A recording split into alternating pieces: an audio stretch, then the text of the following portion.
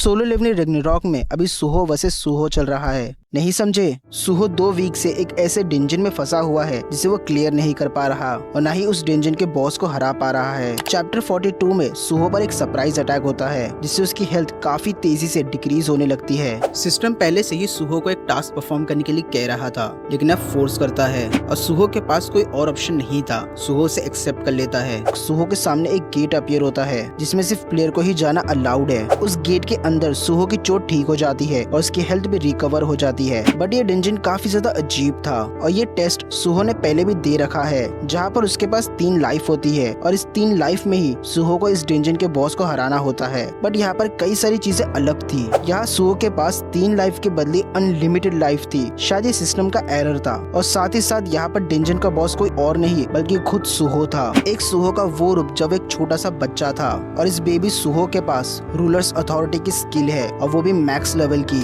और इस स्किल से बगैर वो किसी भी चीज को छुए उसे कंट्रोल कर सकता है और जब भी चाहे डिस्ट्रॉय कर सकता है। और सुहो का दूसरा रूप एक टीनेजर सुहो था और इस टीनेजर सुहो का क्लास सोल स्ट्राइकर था जो लेवल 99 पर है। हमारे करंट सुहो के पावर्स इन दोनों सुहो के पावर्स से बहुत ज्यादा कम थी। पूरे डेंजन में इन तीनों के अलावा कोई भी नहीं था जिसे सुहो हरा कर अपना लेवल अप कर सके। सुहो ने कई बार इन दोनों को हराने की कोशिश की, बट जब भी सुहो इनके पास भी जाता ये दोनों सुहो को कुछ सेकंड्स में ही मार देते। और एक अजीब बात, ये दोनों अपने बॉस रूम को छोड़कर पूरे डेंजन में घूम रहे थे और ऐसा कोई भी डेंजन में नहीं होता है। बगैर लेवल अप करे सुहो इन दोनों को कैसे हराएगा?